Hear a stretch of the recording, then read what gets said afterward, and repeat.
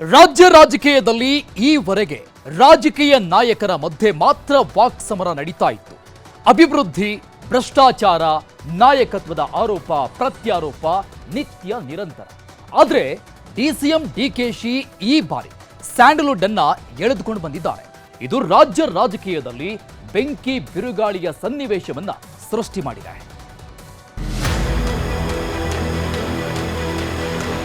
Warning ಅಂತಾರಲ್ಲಿ, request ಅಂತ ಇರಲಿ, ನಮಗೂ ಗೊತ್ತಿದೆ ಎಲ್ಲ ಯಾರ್ಯಾರಿಗೆ ಎಲ್ಲೆಲ್ಲಿ ನಟ್ಟು ಬೋಲ್ಟ್ ಟೈಟ್ ಮಾಡಬೇಕು ಅಂತ ಕೂಡ ನನಗೆ ಐ ನೋ ದಟ್.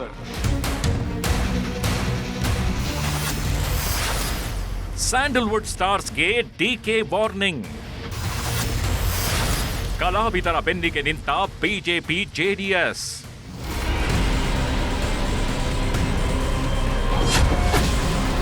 ಹದಿನಾರನೇ ಬೆಂಗಳೂರು ಅಂತಾರಾಷ್ಟ್ರೀಯ ಚಲನಚಿತ್ರೋತ್ಸವ ಉದ್ಘಾಟನೆ ವೇಳೆ ಉಪಮುಖ್ಯಮಂತ್ರಿ ಡಿಕೆಶಿ ಹೇಳಿದ ಒಂದೇ ಒಂದು ಮಾತು ರಾಜ್ಯ ರಾಜಕೀಯದಲ್ಲಿ ಸಂಚಲನಕ್ಕೆ ಕಾರಣವಾಗಿದೆ. ಇದುವರೆಗೆ ರಾಜಕೀಯ ಹೇಳಿಕೆಗಳು, ಆರೋಪ ಪ್ರತ್ಯಾರೋಪ ವಿಚಾರದಲ್ಲಿ ನಾಯಕರು ಮಾತಿನ ಜಿದ್ದಾಜಿದ್ದಿ ನಡೆಸ್ತಿದ್ರು. ಆದರೆ ಚಿತ್ರೋತ್ಸವದಲ್ಲಿ ಸಿನಿಮಾ ಕಲಾವಿದರನ್ನ ಉದ್ದೇಶಿಸಿ ಹೇಳಿದ ಡಿಕೆಶಿ ಮಾತು ರಾಜಕೀಯ ಸ್ವರೂಪ ಪಡೆದುಕೊಂಡಿದೆ. ಇದು ಇಂಡಸ್ಟ್ರಿ ಪ್ರೋಗ್ರಾಮ್. ಈ ಇಂಡಸ್ಟ್ರಿ ಪ್ರೋಗ್ರಾಮ್ಗೆ ಆಕ್ಟರ್ಗಳು, ಪ್ರೊಡ್ಯೂಸರು, ಡೈರೆಕ್ಟರ್ಗಳು, ಕಲಾವಿದರು ಬರಲಿಲ್ಲ ಅಂತಂದ್ರೆ ಯಾರು ಬರ್ತಾರೆ? ನಮಗೂ ಗೊತ್ತಿದೆ ಎಲ್ಲ ಯಾರ್ಯಾರಿಗೆ ಎಲ್ಲೆಲ್ಲಿ ನಟ್ಟು ಬೋಲ್ಟ್ ಟೈಟ್ ಮಾಡಬೇಕು ಅಂತ ಕೂಡ ನನಗೆ ಐ ನೋ ದಟ್. ರಾಜ್ಯ ರಾಜಕೀಯದಲ್ಲಿ ನಟ್ಟು ಬೋಲ್ಟ್ ಕದನ. ಡಿಕೆಶಿಗೆ ಟೈಟ್ ಮಾಡಿದ ಬಿಜೆಪಿ ಜೆಡಿಎಸ್.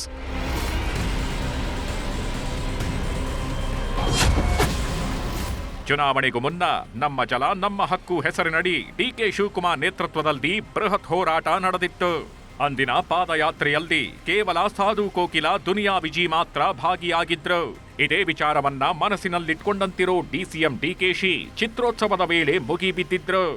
ಇವತ್ತು ಕಾರ್ಯಕ್ರಮ ಪಾಪ ಒಂದು 10 ಜನ ಮಾತ್ರ ನೀವು ಪ್ರಾಮಿನೆಂಟ್ ಅವ್ರು ಕಾಣ್ತಾ ಇದ್ದೀರಿ.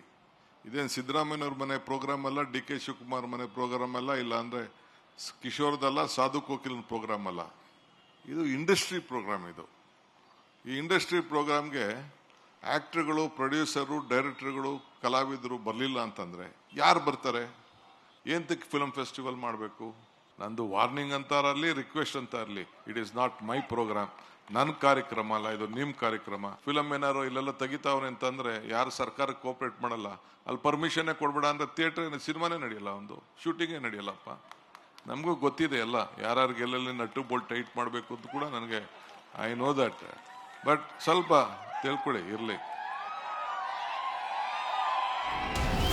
ಡಿಕೆಶಿ ಹೇಳಿದ ಈ ಒಂದು ಮಾತು ರಾಜ್ಯ ರಾಜಕೀಯದಲ್ಲಿ ಸಂಚಲನವನ್ನೇ ಸೃಷ್ಟಿ ಮಾಡಿದೆ.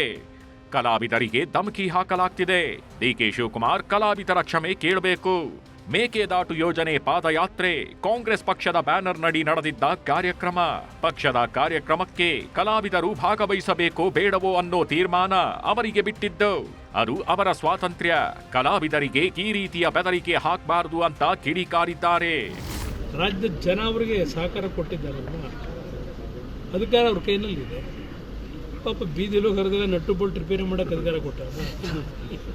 ನಟ್ಟು ಬೋಲ್ಟ್ನ ಏನಾದ್ರೂ ತೊಂದರೆ ಆದರೆ, ಲೂಸ್ ಆದರೆ ಸರಿಪಡಿಸೋದಕ್ಕೆ ಹಲವಾರು ರೀತಿಯ ತಜ್ಞರಿದ್ದಾರೆ, ಮಾಡ್ಕೊತಾರೆ. ಇವ್ರು ಏನು ಕೆಲಸ ಮಾಡಬೇಕು ಮಾಡಿ. ಸಿನಿಮಾ ರಂಗದವ್ರಿಗೆ ನಟ್ಟು ಬೋಲ್ಟು ಟೈಟ್ ಮಾಡ್ತೀನಿ ಅಂತ ಹೇಳಿದ್ದಾರೆ ಡಿ ಕೆ ಶಿವಕುಮಾರಣ್ಣ.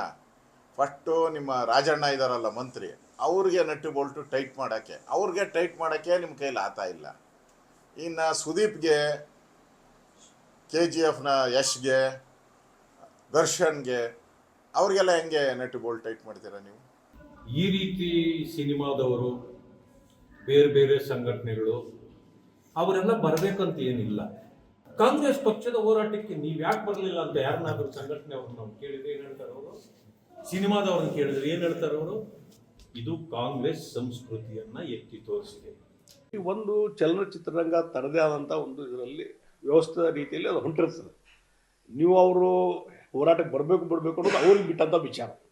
ಹೀಗಾಗಿ ಹೋರಾಟಕ್ಕೆ ಬಂದಿಲ್ಲ ಅನ್ನುವಂಥ ಕಾರಣ ಮೇಲೆ ಅವ್ರಿಗೆ ಬೈಯುವಂಥ ಅವಶ್ಯಕತೆ ಇಲ್ಲ. ಕನ್ನಡ ಜಾಗೃತಿ ಇದ್ರ ಸಲುವಾಗಿ ಹೋರಾಟದಲ್ಲಿ ಇನ್ವಾಲ್ವ್ ಆಗಬೇಕು. ನೀವು ಅವ್ರಿಗೆ ದಮ್ ಕೊಟ್ಟು ನಿಮ್ಮ ನಟ್ಟು ಬೋಲ್ಟು ಸರಿ ಮಾಡ್ತೀನಿ ಅಂತ ಹೇಳಿ ದಮ್ ಕೊಟ್ಟು ಅವರು ಹೋರಾಟಕ್ಕೆ ಇನ್ವಾಲ್ವ್ ಮಾಡೋದು ಅವಶ್ಯಕತೆ ಇಲ್ಲ. ಕನ್ನಡದ ಜನತೆ ತೀರ್ಮಾನ ತೆಗೆದುಕೊಳ್ತಾರೆ. ಆದರೆ ಅವರಿಗೆ ಬೆದರಿಕೆ ಹಾಕಿ ನೀವು ಹೋರಾಟಕ್ಕೆ ಬರ್ರಿ ಅಂತ ಹೇಳಿ ಹೇಳೋದ್ರಲ್ಲಿ ಅರ್ಥ ಇಲ್ಲ ಅಂತ ನಾನು. ಡಿಕೆ ವಾರ್ನಿಂಗ್ಗೆ ಸ್ಯಾಂಡಲ್ವುಡ್ ಆಕ್ಷೇಪ. ಡಿಕೆಶಿ ಮಾತಿಗೆ ರಾಜಕೀಯ ನಾಯಕರು ಮಾತ್ರವಲ್ಲ, ಸ್ಯಾಂಡಲ್ವುಡ್ ಕೂಡ ತೀವ್ರವಾಗಿ ಖಂಡಿಸಿದೆ. ಈ ಬಗ್ಗೆ ಎಕ್ಸ್ನಲ್ಲಿ ಪೋಸ್ಟ್ ಮಾಡಿರೋ ರಾಜ್ಯಸಭಾ ಸದಸ್ಯ ಹಾಗೂ ಹಿರಿಯ ನಟ ಜಗ್ಗೇಶ್ ತೀಕ್ಷ್ಣ ಮಾತುಗಳಿಂದ ಕಿಡಿಕಾರಿದ್ದಾರೆ. ಡಿಕೆ ಶಿವಕುಮಾರ್ ಅವರೇ, ಕನ್ನಡ ಚಿತ್ರರಂಗದ ಪರಿಸ್ಥಿತಿ ಬಗ್ಗೆ ನಿಮಗೆ ಅರಿವಿದೆಯಾ? ಕಲಾವಿದರ ಪರಿಸ್ಥಿತಿ ಏನಾಗಿದೆ ಅಂತ ನಿಮಗೆ ಗೊತ್ತಾ? ಚಿತ್ರರಂಗದ ವಾಸ್ತವತೆ ಬಗ್ಗೆ ಅರಿವಿದೆಯಾ? ಸಾವಿನ ಅಂಚಿನಲ್ಲಿರೋ ಚಿತ್ರರಂಗಕ್ಕೆ ಬೋಲ್ಟೇ ಇಲ್ಲ ಅಂದ ಮೇಲೆ ಟೈಟ್ ಎಲ್ಲಿಂದ ಮಾಡ್ತೀರಾ? ಕಾರ್ಯಕ್ರಮ 7 ಗಂಟೆಗೆ ಇದ್ರೆ ಆಹ್ವಾನ ಪತ್ರಿಕೆ ತಲುಪಿದ್ದು 6 ಗಂಟೆಗೆ.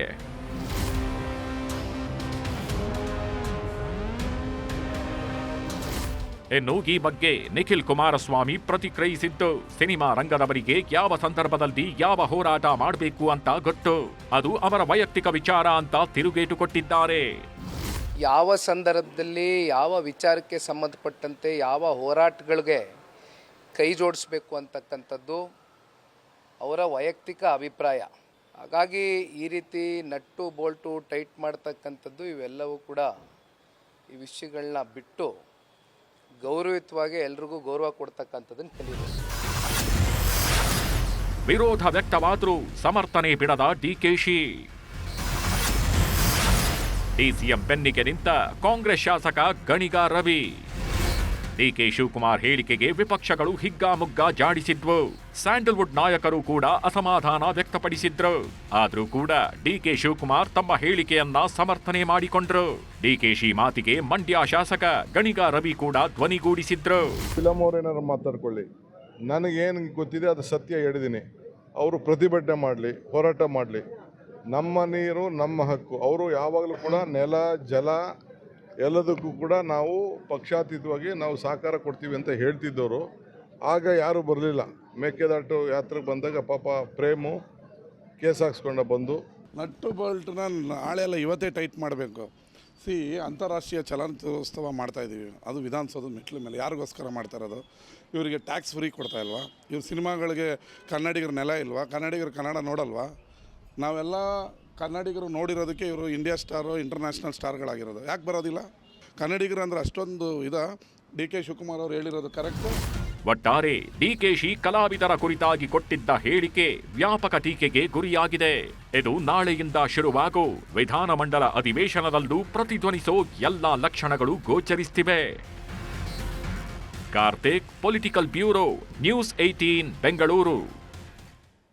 ಇನ್ನು ಸಿನಿರಂಗದ ಕಲಾವಿದರಿಗೆ ಡಿಸಿಎಂ ಡಿಕೆ ಶಿವಕುಮಾರ್ ವಾರ್ನಿಂಗ್ ಕೊಟ್ಟಂತ ವಿಚಾರಕ್ಕೆ ಸಂಬಂಧಪಟ್ಟಂಗೆ ನಟಿ ಹಾಗೂ ಮಾಜಿ ಸಂಸದೆ ರಮ್ಯಾ ಮಾತನಾಡಿದ್ದಾರೆ. ಬನ್ನಿ ಹಾಗಾದ್ರೆ ಅವರು ಏನು ಹೇಳಿದ್ರು ನೋಡೋಣ. ಸಾಹೇಬ್ರು ಹೇಳಿದ್ರಲ್ಲಿ ಏನು ತಪ್ಪಿಲ್ಲ, ಅವ್ರು ಹೇಳಿದ್ದು ಸರಿನೇ. Because I think as actors ನಮಗೆ ಒಂದು ಜವಾಬ್ದಾರಿ ಇದ್ದೇ ಇರುತ್ತೆ. ಡಾಕ್ಟರ್ ರಾಜ್ಕುಮಾರ್ ಅವ್ರು ನೋಡಿ ನಮ್ಮ ಕನ್ನಡ ಭಾಷೆಗೋಸ್ಕರ ಎಷ್ಟು ಹೋರಾಟ ಎಲ್ಲ ಮಾಡಿದ್ದಾರೆ. ಸೊ ಹಾಗಾಗಿ ಆ ಒಂದು ಏನು ಸಿನಿಮಾ ಮತ್ತು ಪಾಲಿಟಿಕ್ಸಲ್ಲಿತ್ತು ಮುಂಚೆ ಆ ಬೆಂಬಲ, ಆ ಪ್ರೋತ್ಸಾಹ ಅದು ಇವತ್ತು ನನಗೆ ಕಾಣಿಸ್ತಾ ಇಲ್ಲ. So I feel that as actors ನಮಗೊಂದು ಜವಾಬ್ದಾರಿ ಇದ್ದೇ ಇರುತ್ತೆ. ಆ್ಯಂಡ್ ನಮ್ಮ ಭಾಷೆ ಆಗಲಿ, ನಮ್ಮ ಜಾಗ ಆಗಲಿ ಅಥವಾ ನಮ್ಮ ಕಲ್ಚರ್ ಆಗಲಿ, ವಿ ಮಸ್ಟ್ ಆಲ್ವೇಸ್ ಸಪೋರ್ಟ್. ಅವ್ರು ಹೇಳೋದ್ರಲ್ಲಿ ನನಗೇನು ತಪ್ಪು ಅನ್ನಿಸ್ಲಿಲ್ಲ. ಕಾಂಗ್ರೆಸ್ನಲ್ಲಿ ಕುರ್ಚಿ ಸಮರ ಒಂದ್ ಕಡೆಯಾದ್ರೆ ಇತ್ತ ಡಿಕೆಶಿ ಹಿಂದುತ್ವ ಜಪ ರಾಜ್ಯ ರಾಜಕೀಯದಲ್ಲಿ ಹೊಸ ಚರ್ಚೆ ಹುಟ್ಟುಹಾಕಿದೆ. ಮತ್ತೊಂದು ಕಡೆ ಪವರ್ ಪಾಲಿಟಿಕ್ಸ್ ಕೂಡ ಜೋರಾಗಿನೇ ನಡೀತಾ ಇದೆ. ಬನ್ನಿ ಕಾಂಗ್ರೆಸ್ ಪಾಳೆಯದಲ್ಲಿ ಏನಾಗ್ತಾ ಇದೆ ನೋಡೋಣ.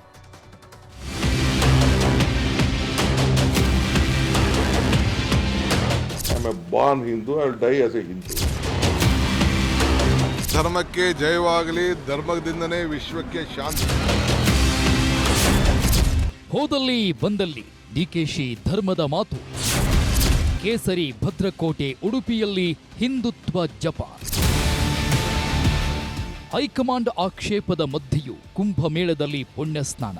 ಕೊಯಮತ್ತೂರಿನ ಸದ್ಗುರು ಈಶಾ ಫೌಂಡೇಶನ್ನಲ್ಲಿ ಕೇಂದ್ರ ಗೃಹ ಸಚಿವರ ಜೊತೆ ಶಿವರಾತ್ರಿ ಆಚರಣೆ. ಇವೆಲ್ಲ ನೋಡಿದ್ರೆ ಡಿಸಿಎಂ ರಣತಂತ್ರ ಬೇರೆಯದ್ದೇ ಇದ್ದಂತಿದೆ. ಈ ಎಲ್ಲಾ ವಿಚಾರಗಳ ಬಗ್ಗೆ ರಾಜ್ಯ ರಾಜಕೀಯದಲ್ಲಿ ಸುದೀರ್ಘ ವಿಶ್ಲೇಷಣೆಗಳು ನಡೀತಾ ಇರೋ ಮಧ್ಯೆ ಇವತ್ತು ಕೇಸರಿ ಭದ್ರಕೋಟೆ ಕರಾವಳಿಯಲ್ಲೂ ಡಿಕೆಶಿ ಹಿಂದುತ್ವದ ಜಪ ಮುಂದುವರೆದಿದೆ. ಉಡುಪಿಯ ಕಾಪು ಮಾರಿಗುಡಿಯ ಬ್ರಹ್ಮ ಕಲಶದಲ್ಲಿ ಭಾಗಿಯಾದ ಡಿಕೆ ದೇವಾಲಯಕ್ಕೆ ತನ್ನ ಪತ್ನಿ ಉಷಾ ಹೆಸರಲ್ಲಿ 9,99,999 ರೂಪಾಯಿ ವಿಶೇಷ ದೇಣಿಗೆ ನೀಡಿದ್ದಾರೆ. ಈ ಮೂಲಕ ಮತ್ತೆ ಹಿಂದುತ್ವದ ನಡೆಗೆ ಬದ್ಧನಾಗಿದ್ದೇನೆ ಅಂತ ಮತ್ತೆ ಸಂದೇಶ ರವಾನಿಸಿದ್ರು. ಯೇಸು ಕುಮಾರ ಅಂತ ಕರೆದ್ರಪ್ಪ ನಿಮ್ಮವ್ರು, ಯಾರೋ ನಿಮ್ಮ ಭಟ್ಟರು ನಮ್ಮೂರಿಗೆ ಬಂದ್ಬಿಟ್ಟು. ಯಾಕೆ ಅದಕ್ಕೆ ಯಾಕೆ ಒಂದೇನೋ ಕತೆ ಕಟ್ಟಲಿಲ್ಲ,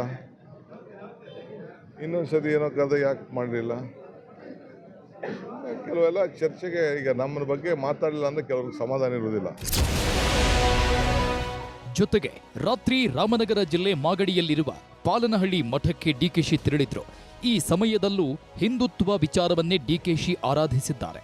ಜೊತೆಗೆ ಭಾಷಣದಲ್ಲಿ ಸಂಸ್ಕೃತದ ಶ್ಲೋಕಗಳನ್ನ ಹೇಳಿ ಧರ್ಮ ಜಾಗೃತಿಯ ಮಾತನಾಡಿದ್ದಾರೆ. ಮನೆ ಹುಷಾರು, ಮಠ ಹುಷಾರು ಅಂತ ಹೇಳಿ ನಿಮ್ಗೆಲ್ಲ ಹಿರಿಯರೆಲ್ಲ ಹೇಳ್ಕೊಟ್ಟಿದ್ದಾರೆ. ಹಾಗೆ ನಿಮ್ಮ ದೇವಾಲಯ, ನಿಮ್ಮ ಮಠವನ್ನ ತಾವೆಲ್ಲ ಕಾಪಾಡ್ಕೊಂಡು ಹೋಗ್ಬೇಕು. ಈ ಅವಕಾಶವನ್ನ ನಾವು ಯಾವ ರೀತಿ ಉಳಿಸ್ಕೊಳ್ಬೇಕು ಅನ್ನೋದು ಬಹಳ ಮುಖ್ಯ. ಒಂದು ಇತಿಹಾಸ, ನಮ್ಮ ಸಂಪ್ರದಾಯ, ಈ ದೇಶದ ಸಂಸ್ಕೃತಿ, ಇದು ನಾವು ಗಮನದಲ್ಲಿಟ್ಕೊಳ್ಬೇಕು. ಕಾಂಗ್ರೆಸ್ನಲ್ಲಿ ಕಿಚ್ಚು ಹಚ್ಚಿದ ಡಿಕೆಶಿ ಹಿಂದುತ್ವ ಮಂತ್ರ. ಡಿಕೆಶಿಗೆ ತಿರುಗುಬಾಣವಾಗುತ್ತಾ ಹಿಂದುತ್ವ ಅಸ್ತ್ರ. ಇನ್ನು ಕಾಂಗ್ರೆಸ್ನಲ್ಲಿ ಡಿಕೆಶಿ ನಡೆ ಹೈಕಮಾಂಡ್ಗೂ ಇರುಸು ಮುರಿಸು ತಂದಿರೋದಂತೂ ಸುಳ್ಳಲ್ಲ. ಆದ್ರೆ ಬಾಯ್ಬಿಟ್ಟು ಮಾತನಾಡುತ್ತಿಲ್ಲವಷ್ಟೇ. ಈ ಬಗ್ಗೆ ರಾಜ್ಯ ನಾಯಕರ ಮಧ್ಯೆ ಗುಸುಗುಸು ಶುರುವಾಗಿದ್ದು ಡಿಕೆಶಿ ವಿರುದ್ಧ ದೂರು ನೀಡಲು ನಿರ್ಧಾರವಾಗಿದೆ ಎನ್ನಲಾಗ್ತಿದೆ. ಅಲ್ಲದೆ ಸಿಎಂ ಆಪ್ತ ಸಚಿವರಿಂದ ಶೀಘ್ರವೇ ದೆಹಲಿ ಭೇಟಿಗೆ ನಿರ್ಧಾರವಾಗಿದೆಯಂತೆ. ಡಿಕೆಶಿ ಹಿಂದುತ್ವ ಜಪ ಕಾಲೆಳೆದ ಬಿಜೆಪಿ. ಇನ್ನು ಡಿಕೆಯ ಹಿಂದುತ್ವದ ಓಟಕ್ಕೆ ಬಿಜೆಪಿ ಹೋದಲ್ಲಿ ಬಂದಲ್ಲಿ ವ್ಯಂಗ್ಯವಾಡ್ತಿದೆ. ಉಡುಪಿ ಭೇಟಿಗೆ ಕಾರ್ಕಳ ಬಿಜೆಪಿ ಶಾಸಕ ಮಾಜಿ ಸಚಿವ V Sunil Kumar social media post ಮೂಲಕ ಟಾಂಗ್ ಕೊಟ್ಟಿದ್ದಾರೆ. ಮಲ್ಲಿಕಾರ್ಜುನ ಖರ್ಗೆ ವಿರೋಧಿಸಿದರೂ ಕುಂಭಮೇಳದಲ್ಲಿ ಮಿಂದ. ಎಐಸಿಸಿ ಮುನಿಸಿನ ಮಧ್ಯೆಯೂ ಈಶಾ ಫೌಂಡೇಶನ್ ಶಿವರಾತ್ರಿಯಲ್ಲಿ ನಿಂದ. ಹಿಂದೂವಾಗಿ ಹುಟ್ಟಿ ಹಿಂದೂವಾಗಿಯೇ ಸಾಯುವೆ ಎಂದ. ಹಿಂದುತ್ವದೆಡೆಗೆ ಹೆಜ್ಜೆ ಹಾಕಲು ಮನಸ್ಸು ಮಾಡುತ್ತಿರುವ ಡಿಕೆ ಶಿವಕುಮಾರ್ಗೆ ಫಲಪ್ರದವಾಗಲಿ ಅಂತ ಛೇಡಿಸಿದ್ದಾರೆ. ಇನ್ನು ಈ ಬಗ್ಗೆ ಬಿಜೆಪಿ ರಾಜ್ಯಾಧ್ಯಕ್ಷ ಬಿವೈ ವಿಜೇಂದ್ರ ಹೇಳೋದು ಹೀಗೆ. ಈಶಾ ಫೌಂಡೇಶನ್ ಶಿವರಾತ್ರಿ ಸಂದರ್ಭದಲ್ಲಿ ಮಾನ್ಯ ಗೃಹ ಸಚಿವರ ಜೊತೆ ವೇದಿಕೆಯನ್ನು ಹಂಚಿಕೊಂಡಿದ್ದಾರೆ. ಭಾಳಷ್ಟು ಅರ್ಥ ಕಲ್ಪಿಸ್ತಕ್ಕಂಥ ಪ್ರಯತ್ನ ನಡೀತಾ ಇದೆ. ನನಗೇನು ಆ ರೀತಿ ಅನ್ನಿಸೋದಿಲ್ಲ. ಆದರೆ ಒಂದಂತೂ ಸತ್ಯ, ಆಡಳಿತ ಪಕ್ಷದಲ್ಲಿ ಮುಖ್ಯಮಂತ್ರಿ ಆಗಬೇಕು ಅಂತಕ್ಕಂಥ ಅಪೇಕ್ಷಿತರು ಆಕಾಂಕ್ಷಿಗಳು ಭಾಳ ದೊಡ್ಡ ಸಂಖ್ಯೆನೇ ಇದೆ. ಬರೋದ್ರಿಂದ ನೋಡ್ತೀರಿ ಎಲ್ಲೂ ಕೂಡ ಕಾದು. ದಾವಣಗೆರೆಯಲ್ಲಿ ಅವರ ಪಾರ್ಟಿ MLA ಡಿಸೆಂಬರ್ಗೆ ಬದಲಾವಣೆ ಆಗುತ್ತೆ ಅಂತ ಬಹಿರಂಗವಾಗಿ ಹೇಳಿಕೆ ಕೊಡಲಿಕ್ಕೆ ಶುರು ಮಾಡಿದ್ದಾರೆ. ಸ್ವಲ್ಪ 3 ತಿಂಗಳು ಲೇಟಾಗಿ ಹೇಳಿದ್ದಾರೆ. ಇನ್ನೂ ಮುಂಚಿತವಾಗಿ ಆಗುತ್ತೆ ಅನ್ನೋ ವಿಶ್ವಾಸ ನಮಗಿದೆ. ಕೈ ನಾಯಕರ ಮಧ್ಯೆ ನಿಲ್ಲದ ಪವರ್ ವಾರ್. ಸಚಿವ ಕೆಎನ್ ರಾಜಣ್ಣಗೆ ಕನಕಪುರ ಬಂಡೆ ಡಿಚ್ಚಿ. ಈ ಮಧ್ಯೆ ಕಾಂಗ್ರೆಸ್ ಪಾಳೆಯದಲ್ಲಿ ಪವರ್ ಶೇರಿಂಗ್ ವಿಚಾರ ಮಾರ್ಧನಿಸುತ್ತಿದೆ. ಈ ಬಗ್ಗೆ ಪ್ರತಿಕ್ರಿಯಿಸಿರೋ ಡಿಕೆ ಶಿವಕುಮಾರ್ ಸಾಹೇಬ್ರು, ನಾನು ಯಾರಿಗೂ ಕಂಡೀಷನ್ ಹಾಕಿಲ್ಲ, ಕಂಡೀಷನ್ ಹಾಕುವ ಅವಶ್ಯಕತೆಯೂ ನನಗಿಲ್ಲ, ಕಂಡೀಷನ್ನು ಬ್ಲ್ಯಾಕ್ ಮೇಲೂ ನನ್ನ ಬ್ಲಡ್ನಲ್ಲಿ ಇಲ್ಲ ಅಂದ್ರು. ಅಲ್ಲದೆ ಸದ್ಗುರು ಜೊತೆ ವೇದಿಕೆ ಹಂಚಿಕೊಂಡಿದ್ದನ್ನ ಪ್ರಶ್ನಿಸಿದ್ದ ಸಚಿವ ಕೆಎನ್ ರಾಜಣ್ಣ ಮಾತಿಗೂ ತಿರುಗೇಟು ಕೊಟ್ಟಿದ್ದಾರೆ. ನಾನು ಯಾರಿಗೂ ಕಂಡೀಷನ್ ಹಾಕಿಲ್ಲ, ಕಂಡೀಷನ್ ಹಾಕೋ ಅವಶ್ಯಕತೆ ಇಲ್ಲ. ನಾನೊಬ್ಬ ಕಾರ್ಯಕರ್ತ, ನಾನು ಪಕ್ಷ ಏನು ಹೇಳ್ತಿದ್ರೆ ಅಷ್ಟು ಕೆಲಸ ಮಾಡೋಣ, ಅಷ್ಟು ಬಿಟ್ಟರೆ ಏನೂ ಇಲ್ಲ. ಕಂಡೀಷನ್ನು ಬ್ಲ್ಯಾಕ್ ಮೇಲು ಇವೆಲ್ಲ ನಮ್ಮ ಬ್ಲಡ್ಡಲ್ಲಿಲ್ಲ. I am a loyal Congress worker. I don't want to answer any one of them. I will speak to them. If they have any problem, let us give them some medicine. ಮತ್ತೊಂದೆಡೆ high command ಎಷ್ಟೇ warning ಕೊಟ್ಟರು ಬೆಂಬಲಿಗರ ಕುರ್ಚಿ ಕದನಕ್ಕೆ ಮಾತ್ರ break ಬಿದ್ದಿಲ್ಲ. ದಾವಣಗೆರೆಯಲ್ಲಿ ಮಾತನಾಡಿರೋ ಡಿಕೆಶಿ ಆಪ್ತ ಶಾಸಕ ಬಸವರಾಜ ಶಿವಗಂಗಾ, ರಕ್ತದಲ್ಲಿ ಬೇಕಾದ್ರೆ ಇವಾಗ್ಲೇ ಬರೆದು ಕೊಡ್ತೀನಿ, ಡಿಸೆಂಬರ್ ಒಳಗೆ ಡಿಕೆ ಶಿವಕುಮಾರ್ ಸಿಎಂ ಆಗೇ ಆಗ್ತಾರೆ ಅಂತ ಹೇಳುವ ಮೂಲಕ ಉರಿಯೋ ಕೊಂಚ ತಗ್ಗಿದ ಬೆಂಕಿಗೆ ತುಪ್ಪ ಸುರಿದಿದ್ದಾರೆ.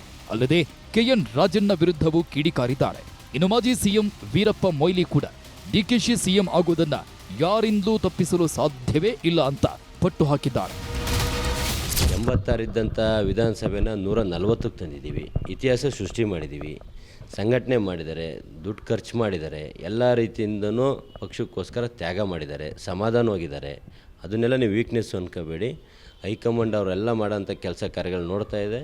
100ಕ್ಕೆ 100 ಡಿಸೆಂಬರ್ ಒಳಗೆ ಮುಖ್ಯಮಂತ್ರಿ ಆಗ್ತಾರೆ. ನೀವು ಬರೆದಿಟ್ಕೊಳ್ರಿ, ನಾವು ಬೇಕು ಅಂದರೆ ಇವತ್ತು ರಕ್ತದಲ್ಲಿ ಬರ್ಕೊಡ್ತೀನಿ. ಶಿವರಾತ್ರಿ ದಿನ ಶಿವನ ನೆನೆಸ್ತಾನೆ ರೈಮ್ ನೆನೆಸೋಕ್ಕಾಗ್ತದೆ? ಶಿವನ ನೆನೆಸಿದ್ದಾರೆ, ಸರಿ ಇದೆ. ಈಗ ಹಿಂದೂಗಳಾಗಿ ಹುಟ್ಟಿ ಹಿಂದೂಗಳ ಪರವಾಗಿ ಮಾತಾಡ್ತಾರೆ ಅಂದರೆ ಅದು ಏನೊಂದು ಮಾತು ತಪ್ಪು. ಅದೆಲ್ಲ ಸೀನಿಯರ್ಸ್ಗಳು ಸುಮ್ಮನೆ ರಾಜಕೀಯ ಬೆಳೆಗಳು ಬೇಯಿಸ್ಕೊಳ್ಳೋಕೆ ರಾಜಣ್ಣವ್ರು ಮಾತಾಡ್ಬೋದೇನಾದ್ರು. ಹೇಳಿಕೆಗಳು ಬರ್ತಾನೆ ಇದ್ದಾರೆ, ಹೋಗ್ತಾನೆ ಇದ್ದಾರೆ. ಆದರೆ ನೀವು ಮುಖ್ಯಮಂತ್ರಿ ಆಗುವುದನ್ನು ಯಾರಿಗೂ ತಪ್ಪಿಸಲಿಕ್ಕೆ ಆಗೋದಿಲ್ಲ. ಯಾರು ಅದರಲ್ಲಿ ಆತಂಕ ಪಡಬೇಕಾದಂಥ ಅವಶ್ಯಕತೆ ಯಾರಾದರೂ ಟೀಕೆ ಮಾಡುವ ವೈಯಕ್ತಿಕ ತೃಪ್ತಿಗೆ ಅದನ್ನು ಟೀಕೆ ಮಾಡಬೇಕೇ ಹೊರತು ಇಂಥ ಒಂದು ಸಂದರ್ಭದಲ್ಲಿ, ಅದು ಕೂಡ ಕಾರ್ಕಳದ ಪುಣ್ಯಭೂಮಿಯಲ್ಲಿ ಈ ಮಾತನ್ನು ಹೇಳುವಾಗ ಇದಕ್ಕೆ 100ಕ್ಕೆ 100 ಸತ್ಯ. ನೀವು ಮಾತ್ರ ಪ್ರತಿಕ್ರಿಯೆ ಕೊಡಬಾರ್ದು ಯಾವುದಕ್ಕೂ ಈ ಮುಖ್ಯಮಂತ್ರಿ ಪದವಿ ವಿಷಯದಲ್ಲಿ. It is A settled matter.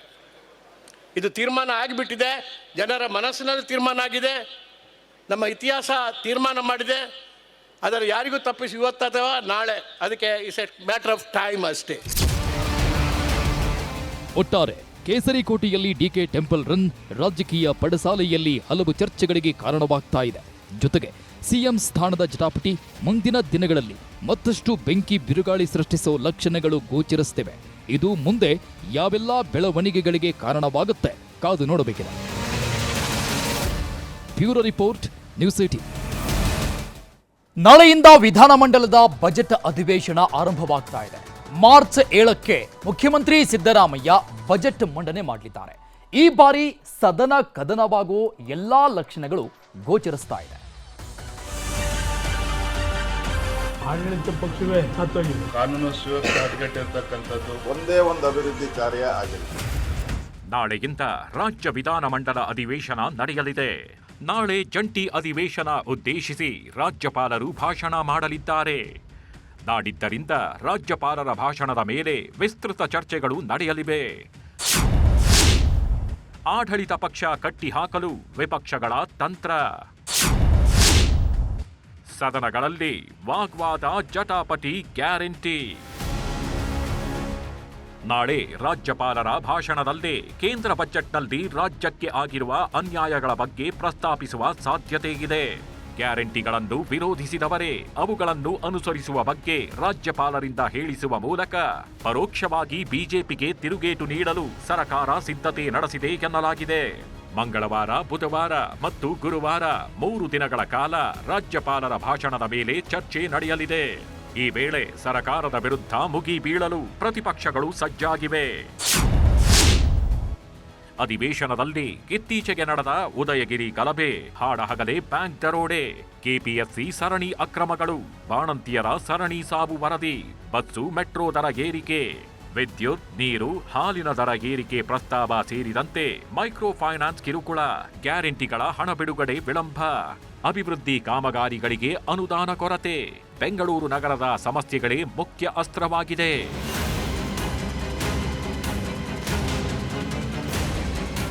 ಪ್ರತಿಪಕ್ಷಗಳ ಟೀಕೆಗಳಿಗೆ ಠಕ್ಕರ್ ಕೊಡಲು ಆಡಳಿತ ಪಕ್ಷ ಕೂಡ ಪ್ರತ್ಯಾಸ್ತ್ರಗಳನ್ನ ರೆಡಿ ಮಾಡಿಕೊಂಡಿದೆ. ಕೋವಿಡ್ ಅಕ್ರಮದ ಬಗ್ಗೆ ತನಿಖೆ ಮಾಡಿರೋ ನ್ಯಾಯಾಧೀಶ ಕುನ್ಹಾ ವರದಿ, ಕೇಂದ್ರ ಸಚಿವ ಕುಮಾರಸ್ವಾಮಿ ವಿರುದ್ಧದ ಭೂ ಅಕ್ರಮ ಹಾಗೂ ಗಣಿ ಹಂಚಿಕೆ ಪ್ರಕರಣ, ಮಹದಾಯಿ ಕೃಷ್ಣಾ ಮೇಲ್ದಂಡೆ, ಮೇಕೆದಾಟು ಯೋಜನೆಗಳಿಗೆ ಅಂಗೀಕಾರ ನೀಡಲು ಸ್ಪಂದಿಸದ ಕೇಂದ್ರ ಸರ್ಕಾರದ ಧೋರಣೆ ಹಾಗೂ ಕೇಂದ್ರ ಬಜೆಟ್ನಲ್ಲಿ ಸರ್ಕಾರಕ್ಕೆ ಮಾಡಿರುವ ಅನ್ಯಾಯ, ತೆರಿಗೆ ಪಾಲು ಕಡಿತ ಮತ್ತಿತರ ಅಂಕಿ ಅಂಶಗಳನ್ನು ಮುಂದಿಟ್ಟುಕೊಂಡು ಪ್ರತಿಪಕ್ಷಗಳ ವಿರುದ್ಧ ಹರಿಹಾಯಲು ಕಾಂಗ್ರೆಸ್ ಕೂಡ ಸಿದ್ಧವಾಗಿದೆ. ಆಡಳಿತ ಪಕ್ಷ ಸತ್ತು ಹೋಗಿದೆ ಎಂದ ಎಚ್ಡಿಕೆ. ಅಭಿವೃದ್ಧಿ ವಿಚಾರಕ್ಕೆ ಸರ್ಕಾರಕ್ಕೆ ಬಿಜೆಪಿ ಚಾಟಿ. ಇನ್ನು ಬಜೆಟ್ ಅಧಿವೇಶನದ ಚರ್ಚೆ ವಿಚಾರ ಸಂಬಂಧ ಮಾತನಾಡಿದ ಕೇಂದ್ರ ಸಚಿವ ಎಚ್.ಡಿ. ಕುಮಾರಸ್ವಾಮಿ, ಆಡಳಿತ ಪಕ್ಷವೇ ಸತ್ತು ಹೋಗಿದೆ, ವಿರೋಧ ಪಕ್ಷ ಏನ್ ಮಾಡುತ್ತೆ ಅಂತ ವ್ಯಂಗ್ಯವಾಡಿದ್ರು. ಇತ್ತ ರಾಜ್ಯದಲ್ಲಿ ಕಾನೂನು ಸುವ್ಯವಸ್ಥೆ ಹದಗೆಟ್ಟಿದೆ, ಅಭಿವೃದ್ಧಿ ಯೋಜನೆಗಳು ನಿಂತಿವೆ, ಎಂಥ ದುಸ್ಥಿತಿ ಬರುತ್ತೆ ಅಂತ ಅಂದುಕೊಂಡಿದ್ದಿಲ್ಲ ಅಂತ ಬಿವೈ ವಿಜಯೇಂದ್ರ ಹೇಳಿದ್ರು. ಇತ್ತ ಅಶೋಕ್ ಕೂಡ ವಾಗ್ದಾಳಿ ನಡೆಸಿದ್ರು. 5,000 ಕೋಟಿ ರೂಪಾಯಿಗಳನ್ನು ಕಲ್ಯಾಣ ಕರ್ನಾಟಕದ ಅಭಿವೃದ್ಧಿಗೆ ಹಣ ಕೊಡ್ತೀವಿ ಅಂದರು. ಯೋಜನೆ ಕ್ರಿಯಾ ಯೋಜನೆ ಮಾಡಿ ಅಂದರು, ವರ್ಷವೇ ಮುಗಿತಾ ಬಂತು, ಯಾವ ವರ್ಕ್ಗಳು ಇಲ್ಲ, ಯಾವ ಕ್ರಿಯಾ ಯೋಜನೆನೂ ಇಲ್ಲ. ಕಳೆದ ಬೆಳಗಾವಿ ಅಧಿವೇಶನದಲ್ಲಿ ಇವತ್ತು ಆಕ್ಟಿವ್ ಆಗಿದ್ರು ಅಂತ ಹೇಳ್ತೀರಿ, ಆಡಳಿತ ಪಕ್ಷವೇ ಸತ್ತೋಗಿದೆ. ಕರ್ನಾಟಕದ ಇತಿಹಾಸದಲ್ಲೇ ಸತತವಾಗಿ 2 ವರ್ಷಗಳ ಕಾಲ ಅಭಿವೃದ್ಧಿ ಶೂನ್ಯ, ಒಂದೇ ಒಂದು ಅಭಿವೃದ್ಧಿ ಕಾರ್ಯ ಆಗಿಲ್ಲ.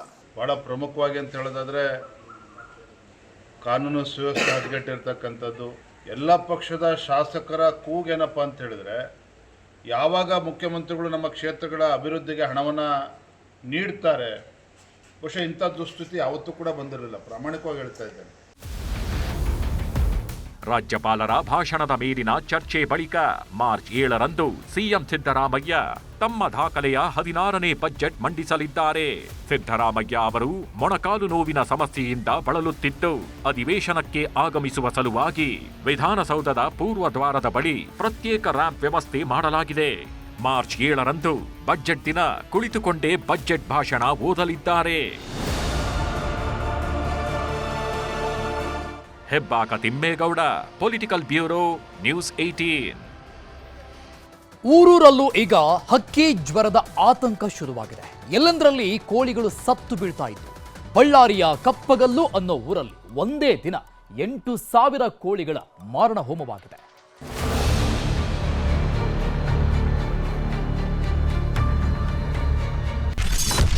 ಕರುನಾಡಲ್ಲಿ ಶುರುವಾಗಿದೆ ಹಕ್ಕಿ ಜ್ವರದ ಸುನಾಮಿ. ಗಡಿ ಜಿಲ್ಲೆಯಲ್ಲಿ ಕಟ್ಟೆಚ್ಚರ, ಚೆಕ್ಪೋಸ್ಟ್ನಲ್ಲಿ ಹದ್ದಿನ ಕಣ್ಣು. ಕರುನಾಡಿಗೆ ಹಕ್ಕಿ ಜ್ವರದ ಕಂಟಕ ಶುರುವಾದಂತೆ ಕಾಣ್ತಿದೆ. ಚಿಕ್ಕಬಳ್ಳಾಪುರದ ವರದಹಳ್ಳಿಯಲ್ಲಿ ಕಾಣಿಸಿಕೊಂಡ ಕೋಳಿ ಜ್ವರ ಊರೂರಲ್ಲೂ ಆರ್ಭಟಿಸೋದಕ್ಕೆ ಶುರುವಾಗಿದೆ. ಅದರಲ್ಲೂ ಆಂಧ್ರ, ತೆಲಂಗಾಣದ ಗಡಿ ಜಿಲ್ಲೆಗಳಲ್ಲಂತೂ ಹಕ್ಕಿ ಜ್ವರದ ಹಾವಳಿ ಮಿತಿಮೀರಿ ಹೋಗ್ತಿದೆ. ಬಳ್ಳಾರಿ, ಬೀದರ್, ಕೋಲಾರ, ಯಾದಗಿರಿಯಲ್ಲೂ ಸೋಂಕಿನ ಭೀತಿ ಕ್ಷಣ ಕ್ಷಣಕ್ಕೂ ಹೆಚ್ಚಾಗುತ್ತಿದೆ.